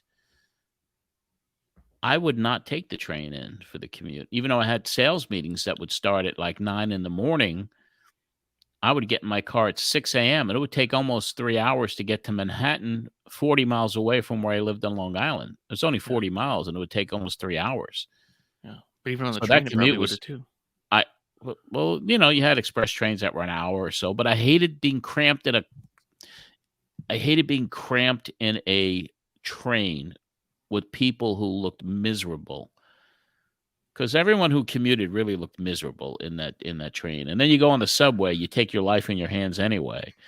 Yeah. So I would prefer just to drive. I was a smoker at the time. I'd put Howard Stern on. Yeah. And I'd smoke my cigarettes, drink my coffee, and go into my sales meeting in the city every day. Yeah, I mean, even then, there were no smartphones. It's not like you could just watch a movie on the way up. 'Cause I used to do that. Listen to audiobooks and watch movies. Yeah, On my big train ride. You can had do a that. pager in the beginning, you know, but I have no phone, so how are you going to call people? And then finally, I think I got my first cell phone, it was a flip phone. I think it had to be around 97, 98, around there. Yeah, Paul was ahead of his time. He certainly was. The next caller, Pete from Eatontown, New Jersey. My buddy Pete. So good to hear his voice again. Let's go to Pete from Eatontown, New Jersey. Pete, you're next. John, how you doing? Welcome back to the airwaves. Thank you very much, Pete, and I appreciate you leaving a message on my machine this week, just congratulating me and the return of the program. And I know at our last station, you used to drive around your hometown to try to find a place to pick up 1440 WNYG, and I'm happy, I guess you're listening in your home today. Yes, I'm at home today, John. You're coming in loud and clear on the Jersey Shore, and I hope a lot of other people down here are listening as well. Your report on ECW show last night was quite interesting. I'm wondering, though, really how much of a surprise was it to everyone, because I know going into this that the other, from what I've read in the newsletters, the other members of the NWA did not really sanction the tournament in the first place. And I'm wondering if this was just somehow Paulie's way of just giving them kind of a little slap in the face, so to speak, and breaking ECW off in its own direction. That's my first question. My second question to you, I'd like to know your comment as to what you think the chances for success of ECW expanding are, particularly into the New York and northern New Jersey area. So if you could address those questions. Sure, I think definitely last night it was ECW's way of breaking itself away from any wrestling organization, and they are going to try to expand. Now, as far as the other NWA board members sanctioning yesterday's tournament, it was given the blessing by Dennis Carluzzo, who's on the board. I don't know whether or not Crockett gave the blessing as well. As of last week, I don't think he did.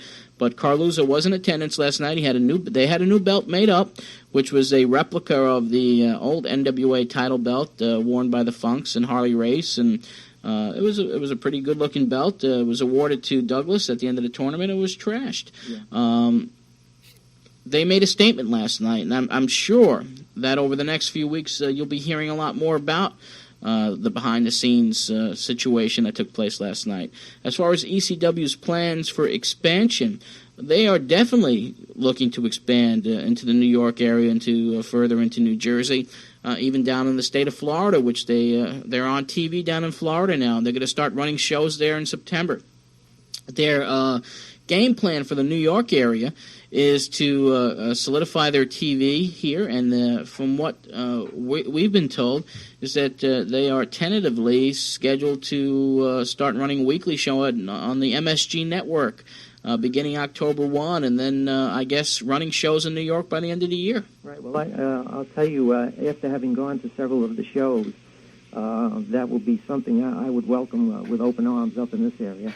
And I urge your listeners out there on Long Island, take that bus trip. You won't be sorry.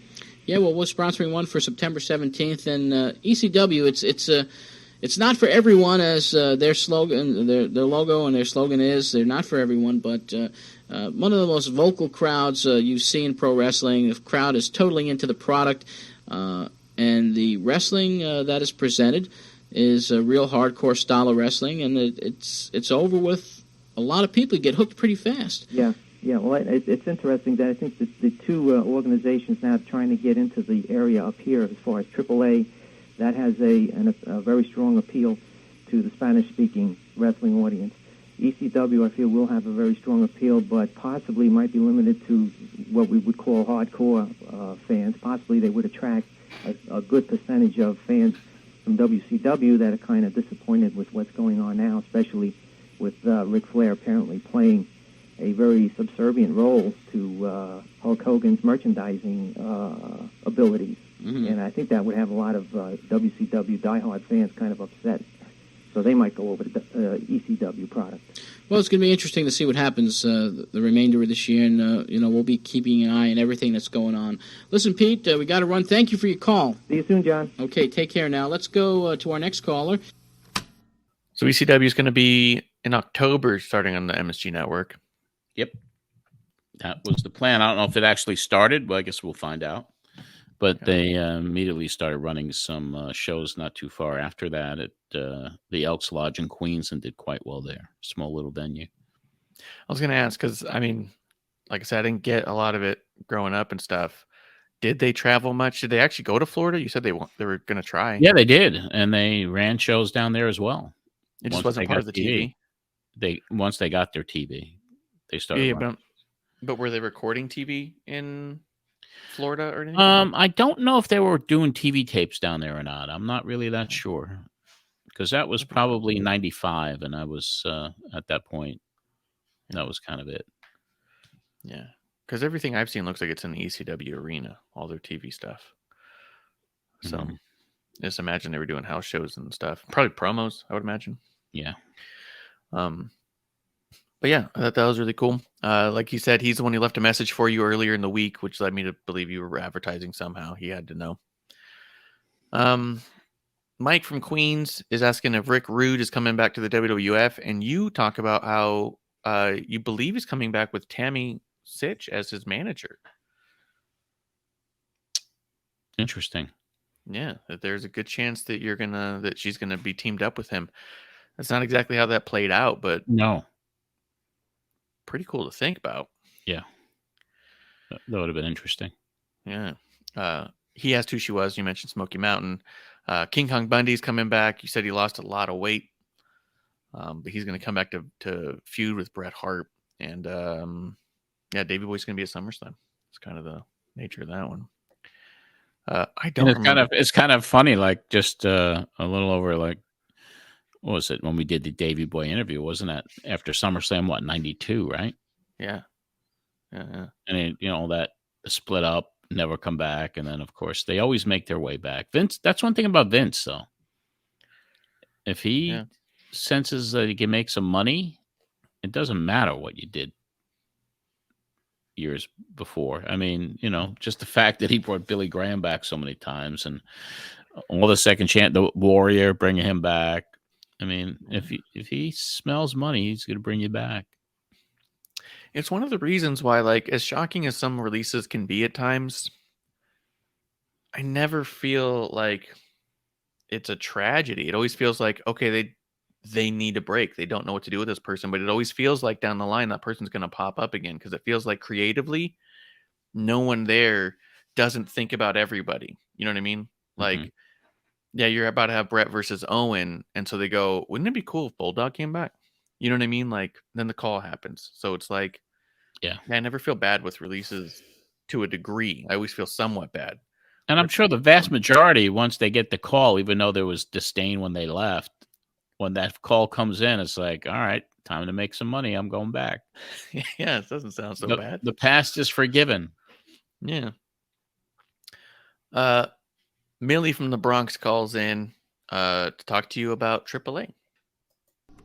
Millie from the Bronx, you're next here at the program. How's it going, John? How you doing, Millie? I'm doing good. Welcome back. Thank you very much. Yeah, I have to agree with the stuff that Pete and Dave Meltzer said about the AAA. I don't see any reason why they shouldn't expand into the United States more than they are. I was there for the July card at the Paramount, and the show was absolutely tremendous. It almost sold out. Yes, it was, and the fans were so vocal in their appreciation of the action that was taking place inside the ring. It kind of reminded me personally of when I used to attend wrestling back in the 70s and Pedro Morales was champ. That vocal crowd, and of course the shows that when I was affiliated with the group when we were in California, some of those LA Sports Arena shows, the fans are just wild over this stuff, and if it's presented right, and here in the States, it's a literal gold mine waiting to happen. Yeah, I agree with you there. Also, the midgets, I saw them on the card at the show that I just mentioned.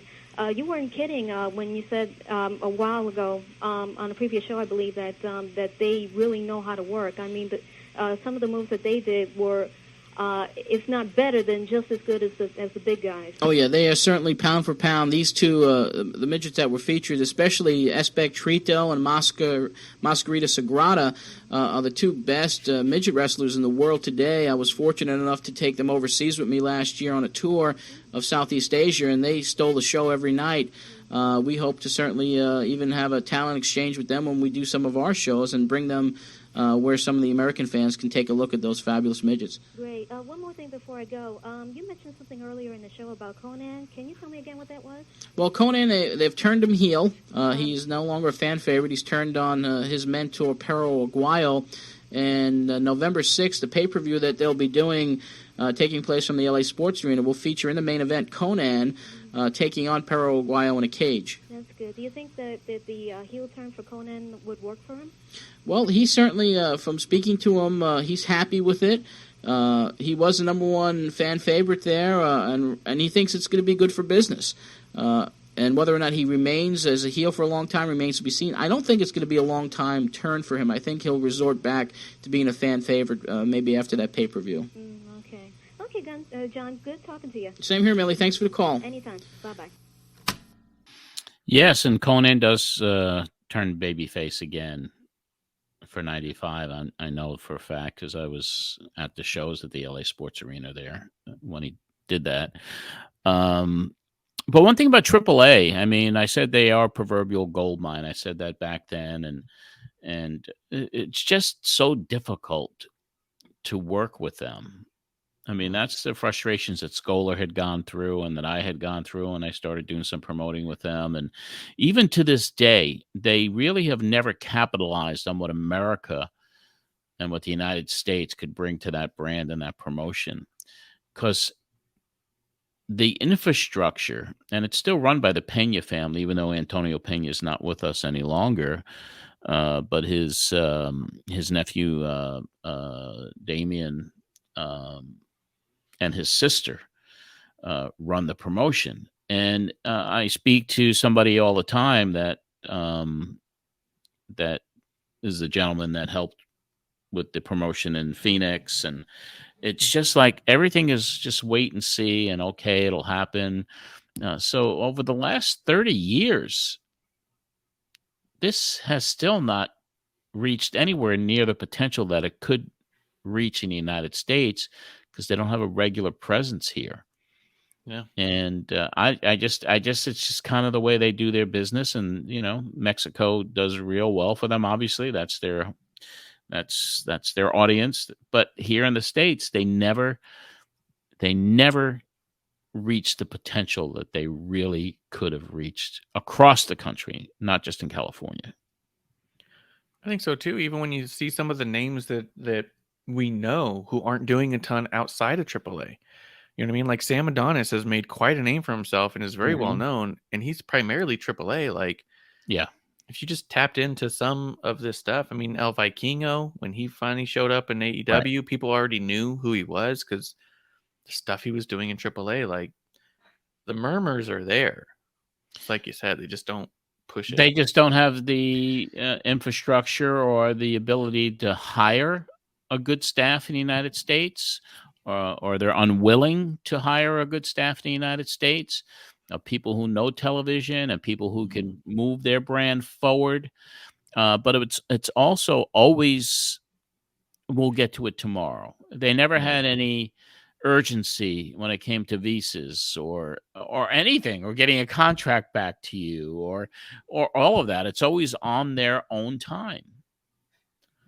And that's the sadness of what it really could have been here in the States. And I know they still have aspirations to kind of invade, United States and come in and run shows in different different markets like New York and Chicago and LA and Miami but you tend to think that it's never going to happen. Yeah, at a certain point. I also think it was interesting Conan turning heel to begin with, because when I think about him, even like in WCW, they tried to have him be a heel. He was one of the bad guys, but he was just so damn cool. Yeah, that we all loved him and chanted along with him and screamed "Bowdy, Bowdy." No one knew what that exactly. meant. He just. I mean, even Sean Waltman said it in an interview he did with Conan, where he said that you brought a level of cool and legitimacy that NWO would not have had otherwise. Exactly. He certainly did. Yeah. And it's just, I think that he was one of the big, not the only, he was a big push in the idea that the cool bad guys, you know what I mean? Like, you had Scott Hall, Machismo, you had Conan, like, yeah, they were awesome. It was hard to boo any of them. They were awesome. Couple more callers. Jeff, Eddie from South Brunswick said that he was getting the shakes not hearing you, and you started laughing. He's getting withdrawals. I was getting the shakes being back on the air. He asked about Bob Backlund's heel turn. You love it. And he asked where he can check out ECW. But that does bring us, we got 3 more callers. This one is a familiar name with a brand new voice. We got Brian from Long Beach. All right. Okay, 955-1240. We have time for another couple of calls here. Let's go to Brian from Long Beach. How you doing, John? Welcome back. Brian, how are you? I got a question because I know you're pretty well known about the Mexican wrestling. Do you think, I mean, they've had major successes in California, Chicago, and New York. And now they have the big pay-per-view, and from what I understand, the announcing will be done by Chris Cruz and the demented Dr. Mike Leno. Do you think, I mean, they need like the proper... Where did you hear about the Cruz and Leno? I'm not sure. I heard it somewhere, but do you think they need the proper announcing to get it over in America? Of course they do. And if, Chris Cruz, I think the best guy in the United States to call a lucha match right now would be Mike Tenay, who hosts the Wrestling Insider's syndicated wrestling talk show out of Las Vegas, and he does a 900 number for WCW. He's got the knowledge. They need to put Mike Tenay on that broadcast team. Whether it's teaming up with Chris Cruz or Tony Schiavone, whoever else they pick, Mike Tenay should be the head guy as far as explaining to the Americans what the lucha wrestling is all about. If they have anyone else, it's not going to go over. And do you think WCW will do any good with the show at the Garden coming up in November? I think if it's promoted properly, and if they do the right thing, ticket price is not very expensive, they can draw 10,000 people. Okay, thanks a lot, John, and welcome back. Thanks for your call. The new voice. Yeah. And with one of the most interesting comments of the entire show, with Dr. Mike Leno being given the play-by-play slot. That was, who knows where he got that from, a 900 number or whatever, or from Dr. Mike himself. But it was Mike Tenay. And Mike Tenay was the only guy. And him and Chris Cruz on that show, if you ever get a chance to see it, is what a great pairing that was. And Mike Tenay was just fabulous in that role. Tenay was one of my absolute favorites in WCW. Oh, yeah. Like, I know that people like to say that Tony Schiavone was the voice of WCW, but I remember really looking forward to Tenay. What they call him, Professor, right? Yes. Yeah. Yeah. I just thought he was the best. I mean, he was just kind of like believable, and he knew his stuff, and I guess even the stuff he did with Impact as well. I mean, or TNA. I mean, he was with TNA for quite a while too, wasn't he? Yeah. He was the best. Yeah. I always thought he brought a lot, just in terms of watching him, made you feel like you were learning. Like, He was oh, I'm credible. smarter now. Yeah. Right. Very Where credible. with some of the other guys, they're just loud, or they're just saying, oh, this is crazy. And you're kind of like, okay, like I get it. You're kind of like engaging in the show. Mhm. But I felt like the professor was such a great term for him, because he was like teaching you so much. You would turn to your friend and be like, guess what I know now? You know what I mean? Like, Yeah. he made you feel smarter. So good. I miss him. I miss Mac Tenay. Oh yeah. Richie from Brick, New Jersey asked if you've heard where Starcade's going to be, and if WCW's actually going to do that show at Madison Square Garden. You said, yes, Thanksgiving weekend's going to happen. And then it might not be happening. So we'll see. I doubt it. Your last caller is Scott from Wantagh, which I thought was funny, kind of how he welcomes you back. The question he has seems so random, but then I also kept just the very beginning of your closing, because I thought it was pretty interesting too. Okay. Let's go to Scott from Wantagh. John, welcome back. Thank you, Scott. Last time I called you was your next to last show, and frankly, I made a little complaint that you're self-promoting too much. I don't know if you remember. Yes, I remember that. But welcome back. The show is great. Back to giving us what we want, a lot of news about the world of wrestling. Well, last year was an interesting year for me. As you know, I was promoting. I did get involved with overseas tours, which I'm going to do again, but I'm not really going to talk about them on the air because it really doesn't affect anything here in the States. As far as another show, a Weekend of Champions, a one-day show, I'll be promoting one of those. But there's so many things happening in the world of pro wrestling right now. There's so many interesting things to talk about. We're going to give you the news, and that's I'm going to be a messenger for what's going on in the business, and you'll be able to talk to important people in the wrestling business right here on the show, and I appreciate it. If you think I'm getting out of line and promoting too much, let me know. Well, you're doing a great job. One question, real name and hometown of the 1-2-3 Kid?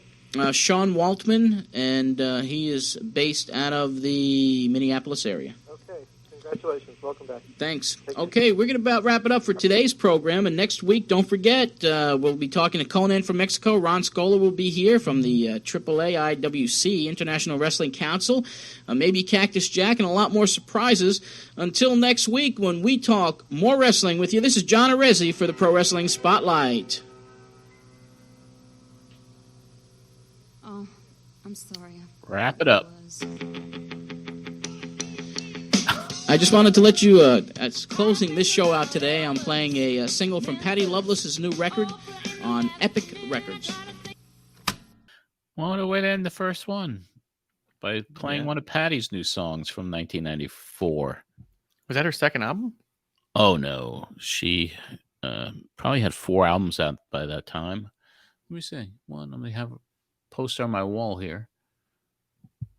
That was it was her 5th album, actually. Oh, wow. So she was well on her way. Well on her way. She was already multi-platinum. She'd already been ACM Female Vocalist of the Year, CMAV Female Vocalist of the Year Country, and she just got inducted into the Hall of Fame, and she just had her ceremony in August at the Country Music Hall of Fame here in Nashville. She's one of the chosen ones. Yeah. I thought it was funny too, because you didn't have a story to it. You just started playing it. And then you go, oh, I better at least tell you what I'm playing. And then right. And all you said was off her new album from Epic Records. Yeah. You didn't say the name of the song, didn't say the name of the album, just that this was Patty Loveless' new song. Funny stuff. Yeah, and you played it up until the tape end, but I didn't want to hit too many copyright issues. So. Oh, absolutely. You get flagged on that. Yeah. We've gotten flagged before. Because even my bumpers going into commercials are all kind of like hit songs. Yeah. So we got to be careful. We got to be careful on YouTube. Yeah. But yeah, I thought that was pretty cool. I thought it was funny. He was just all like, "Remember I complained to you?" And you go, "Yep." And he goes, "Well, I'm glad you're not doing that anymore." Like he didn't. You're giving us what we want now. Like he's speaking on behalf of everyone. Well, he's kind of true in a way. I was, I was promoting a lot of the things that I was doing, and between conventions and the tours that I was talking about, and all of that, the AAA stuff, and So it kind of got away from what really the show was supposed to be all about, was covering the inside of the wrestling business and bringing you guest stars that you could talk to and ask questions to. Of course, you always need to promote if you have an autograph signing or something like that. But it got to be, the show got to be a vehicle for what I was promoting rather than delivering the hard news to the fans who craved it. So I think this last run, there's much more of the covering of the news and bringing on the guests. Yeah. And a lot of that also stemmed from coming from NYG, where there was no use bringing anyone on. No one could hear you. You'd have the same 3 or 4 different callers that you'd have because you had no coverage. Yeah, and the last few guests you had, I guess, in that last run were all IWAS specific. Yeah. Warlord Barbarian sitting in there in the last place they wanted to be before they were signing at the gym. So, yeah. I mean, it's different. It's kind of fascinating just to go back into the different eras. Again, even if we start recycling again and we go back to 89, which you were not a part of in any way, shape, or form in any of the, stuff that I did, because I started off the Pro Wrestling Spotlight then and now with Brian from Long Beach. That was, I was John Anthony. I wasn't even John Arezzi for the first year until I went to GBB. I was like, for the whole first year of the show, it was John Anthony, like former pro wrestler. Former pro wrestler John Anthony, if I remember correctly. Yeah, 2 matches. I love it. So, and then, it was all kayfabe, Power Twins, all of that stuff. Sonny Blaze every week, Power Twins every week, Mark Tendler, Bialo the Giant, all of these, and then started to get better guests, and Donnie helping getting the Luthezes of the world and some of the other legends that we talked to. And then, the Ricky Steamboat thing happens, and he comes on out of kayfabe talking about a contract, and Jim Hurt all of a sudden just starts transitioning. So there's so many different eras of even this show from 89 to 95. Really a roller coaster. Yeah. The trials, the scandals, Russo. It's crazy shit, man. Some of that Russo stuff, before it gets really dramatic, is pretty fun and pretty neat.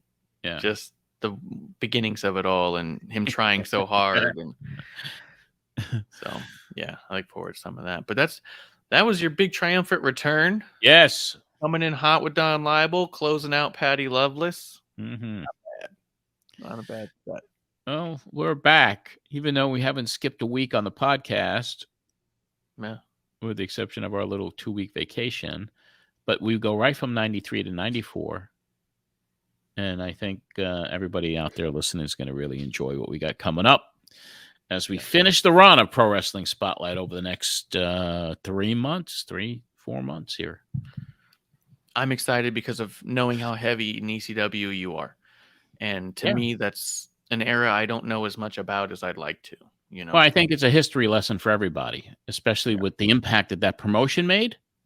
Yeah. That they're going to hear it unfold on the radio here over the next several weeks. Yeah. It's going to be great. All right, Marsh. I know you got a lot of things to do. You're about to take another trip. Yep. I cannot stop leaving the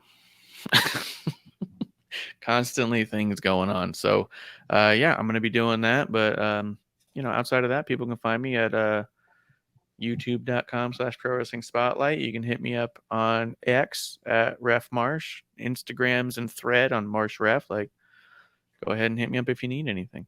What number thread are you? Do you know? Because they put that on your little profile, yeah. I don't know what the number is. Is that how you have to find people on there? I'm still not good with threads. Well, I mean, it's still not really. I don't know if it hasn't really taken off, but there's hundreds of millions of people on there already. I was just curious to when you signed up for it, because they give you your number. Yeah. Let me see, because I think it tells you in your profile, right? Yeah, there it is. Does. 4,748,493. That's actually pretty good. Is it pretty good? Oh yeah, because now they're up like 100 million. So imagine having like that 100. I was 6,036,151. So we got in pretty early. Yeah. The first couple of days. It was back like I don't know if you ever heard of it, but there was this weird little chat program back in the day where it was you were always the user number. Yeah. And if you can get a 5-digit IRC number, that was the big deal. That was a big deal. Yeah. So yeah, Time to change. I'm in the 7-digit club, man. There you go. All right, my friend, it's always a pleasure, and we'll have more next week with you. And have a great trip and enjoy yourself. Thank you. All right, that'll wrap up this edition of John Arezzi's Pro Wrestling Spotlight. You could hear this entire program, all the original broadcast, all 2 hours of it, with commercials, with all the callers, with all the bells and whistles. All you got to do is become a patron, patreon.com/John Arezzi for $5 a month. You'll get all of these shows, and all the archives are there. And each and every one of them, I know we try to cover as much as we can on the podcast and the clips that are played, but a lot of the patrons actually love being able to once a week before they hear the podcast that reviews that show is to listen to it first and then catch the podcast and hear us review it. So go to patreon.com/John Arezzi. You'll be able to do the same thing and enjoy right now. This was show number 246. So even though we don't have every single one of them, there's certainly probably at least 210 original broadcasts on there from this run of Pro Wrestling Spotlight. And there's more. There's Patreon patron get-togethers. There's vintage video. There are photo sets. There's 8mm film. There's a lot going on. And, of course, if you're in the upper tier, you can actually appear on this broadcast like Anthony Pyrus does and Joseph Holloway, our executive producer level members. So please go there and check it out. That is patreon.com/John Arezzi, and that helps with the production costs for this program. We have plenty of social media out there: Twitter @John Arezzi, Instagram @John Arezzi, Threads @John Arezzi, YouTube channel, of course, youtube.com/Pro Wrestling Spotlight. There's a Pro Wrestling Spotlight private group on Facebook as well, and we have one public Facebook page, which is just a wealth of vintage photographs. You could find at facebook.com/Matt Memories. And there's a private group there as well where fans from all over the world share their own Matt Memories. And that is a private group. You got to answer a couple questions to get in there. So find it all. We're all about history here. And speaking of history, our other podcast that's wrestling related anyway, Matt Memories from Madison Square Garden. The new episode is out, which is a bonus episode. And we have Carrie Silken from Ring of Honor on there, along with myself and Tim Poutre, going over some of the huge names in the wrestling business that never competed in Madison Square Garden ring. So that's out there right now, wherever you get your podcast. And we just taped a new episode, which comes out in October, which is 50 years to the day that Pedro Morales defended his title at Madison Square Garden against Stan the Man Stasiak in a Texas death match. And we also have coming up on that show when Bruno comes back and recaptures the Worldwide Wrestling Federation title from December 10th, 1973. We're going to do a whole special on that as well. So go check it out. Matt Memories from Madison Square Garden. So thanks again to everybody. Thanks to our patrons. Until next week, when we relive more history with you, this is John Arezzi for the Pro Wrestling Spotlight.